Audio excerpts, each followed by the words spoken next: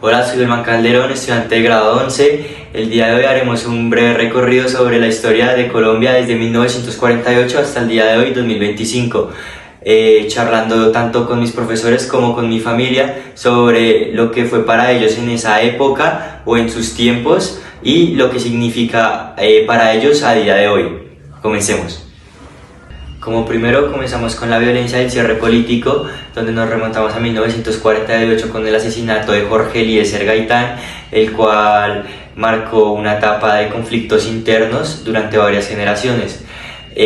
Más adelante está el Frente Nacional, el cual buscó la estabilidad política mediante dos partidos, lo cual para algunos les dio seguridad, pero para otros exclusión. Buenas tardes, ya estamos con la profesora Estefanía para hacerle una breve entrevista. La primera pregunta es, ¿qué recuerdos guarda de esos años o enfrentamientos políticos? Del 48, ¿sí? Bueno, entonces en el 48 lo más importante fue el Bogotazo, que fue la muerte de Jorge Eliezer Gaitán. Personalmente yo lo que recuerdo son las cosas que me contaban mis abuelos. Hablo en primera persona de mi abuela materna. Ella tenía 9 años cuando sucedió esto, entonces ella me contaba que los papás lo que hacían era meter los niños en las alcantarillas, niñas y niños, para evitar que los violaran, que los mataran. Me dice que uno de sus hermanos mayores era sacerdote y a él le tocó ir a recoger cuerpos y a ayudarlos a abrir para sacar como las partes y los órganos para darle de comer a los insurgentes. Ella decía que el tema entre liberales y conservadores era supremamente fuerte. La familia de mi abuela era liberal, pero eran liberales escondidos porque el liberalismo no estaba bien visto en esa época. La familia de mi abuela materna vivía acá en Bogotá. Ellos vivían cerca de como Charly Sur, que se lo que afectó de manera principal fue todo lo relacionado con el y por eso porque la violencia no estaba como tan grande acá. Si bien aquí había no había como cierta influencia de ese conflicto, esta es parte de todos los que se pueden y para por parte del padre y mamá, ellos querían lugar de Bogotá. Entonces, ellos siempre trataban de fuera, ellos fueron para pensar que fue bastante peor a la niña nacional, porque pensaban que era de libertad, pero es que la parte de la no tenía condición. Ahora, si hablamos de otra parte, que vamos a afectar a familia, la mamá de mi papá, ustedes saben, pero y tuvo que pasar obviamente por otro proceso muy violento que venía de la familia y era así, entonces que después a Cartagena, que era porque quiere generar un poco de la mujer. Tengo que pensar que fue muy diferente todo el tema sobre sangre y violencia. Como segundo tenemos guerrillas paramilitares y narcotráfico. En las décadas siguientes el conflicto fue más complejo, ya que surgieron guerrillas por las demandas sociales y políticas. Luego vinieron bandas y paramilitares, los cuales estaban vinculados a economías ilegales. Bueno, buenos días, el día de hoy estamos con la coordinadora Norma para hacerle una entrevista.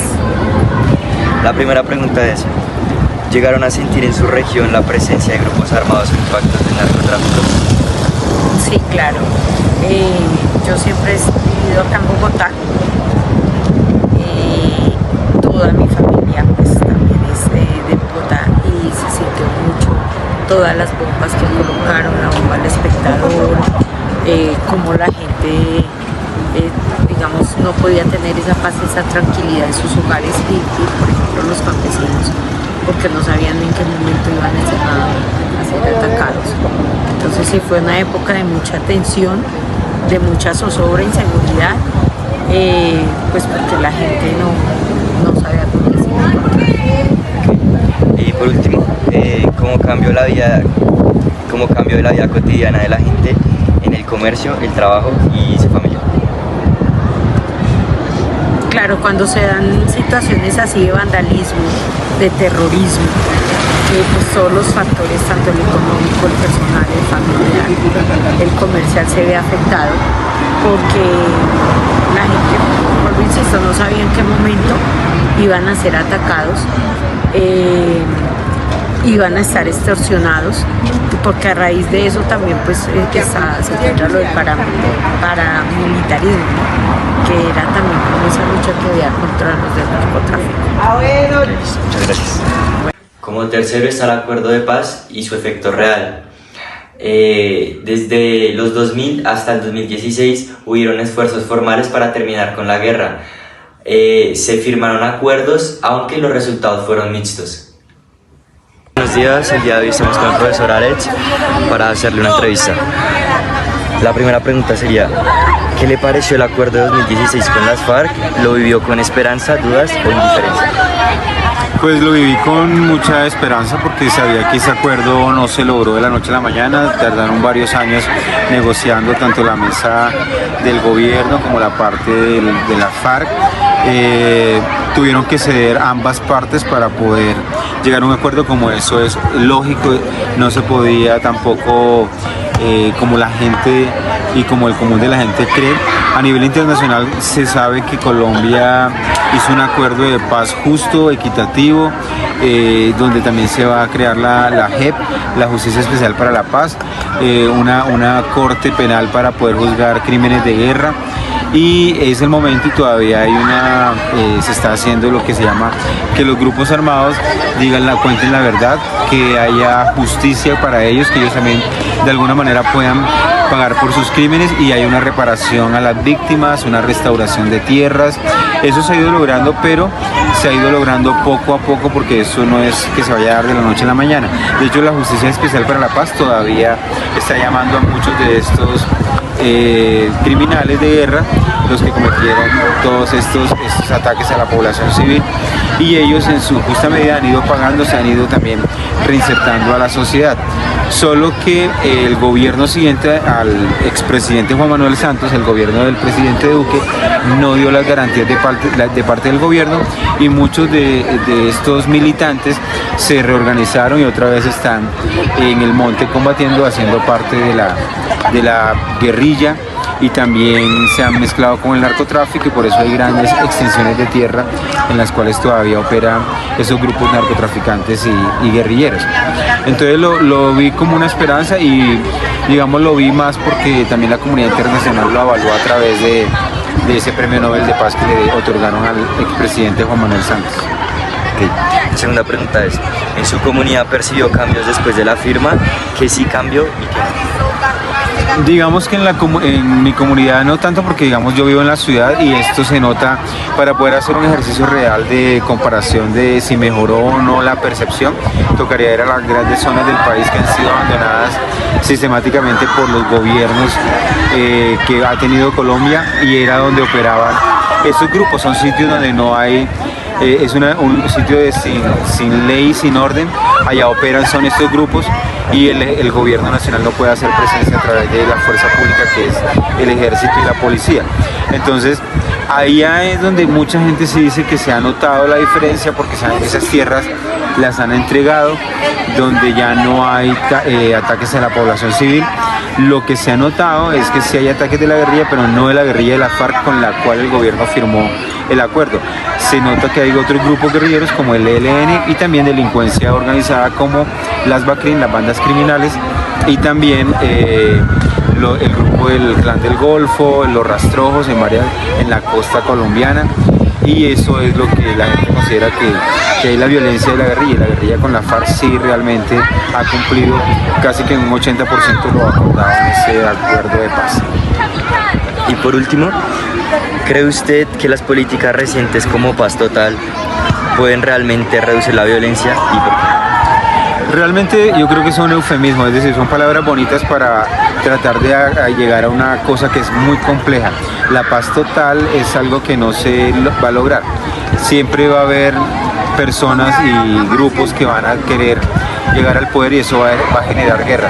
Por eso creo que la paz total no se va a lograr nunca ni en Colombia ni en ningún lugar. Es una forma de poder decir que se va a apoyar, pero creo que es muy ambicioso, abarca muchas cosas y una paz total no en Colombia, un país que apenas está en un periodo de post-conflicto, porque después del acuerdo de paz es lo que pasó después del conflicto.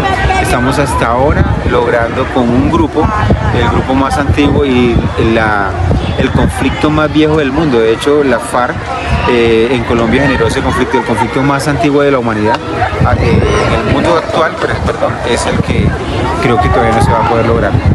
Listo, eso fue todo. Muchas gracias por Una vez más, con mucho gusto. Como cuarto tenemos los gobiernos recientes. En los últimos años hemos tenido gobiernos con orientaciones distintas. Comenzamos con Iván Duque. el cual tuvo un mandato desde 2018 hasta 2022, con el cual vivimos muchas cosas, una de ellas las más relevantes, lo que fue la pandemia. Él se enfocó más en el centro derecha y ya nuestro actual presidente Gustavo Petro, el cual lleva desde 2022 hasta el día de hoy con nosotros, el cual se enfocó más en la izquierda. Bueno, el día de hoy estamos con mi padre para realizarle una breve entrevista. La primera pregunta es: ¿cómo escribiría usted las prioridades del gobierno de Iván Duque y qué efectos recuerda en su vida o trabajo? Bueno, lo de Iván Duque lo recuerdo por la pandemia, que le tocó un gobierno duro, de mucha responsabilidad, mucha gallardía en el momento de tomar las decisiones sobre el tema de la pandemia. ¿Por qué? Porque era una situación tan crítica que nadie podía salir a la calle, tomar esas decisiones de que quién iba y quién no iba. Entonces se le da como ese mérito en la forma en que pudo manejar todo ese problema de la pandemia y llegar a un buen fin. Quedaron muchos problemas, pero también quedaron muchas soluciones. Y por último, la otra pregunta es: ¿qué piensa el gobierno de Gustavo Petro? ¿Cree que las reformas y la búsqueda de diálogo son prometedoras o insuficientes y por qué? En cuanto al gobierno de Gustavo Petro, ha sido un gobierno que no ha sabido manejar la situación del país, porque en cuanto a la reforma, nada se ha visto, todo ha sido inconcluso y no ha habido una respuesta firme en cuanto a esas decisiones. En el tema de todo lo que tiene que ver con las reformas, de todas las que ha presentado, no le han aprobado sino una. En cuanto a los diálogos, todo veremos porque no ha podido solucionar nada y sí nos va a dejar el país en una grave situación económica. Listo, eso fue todo. Muchas gracias.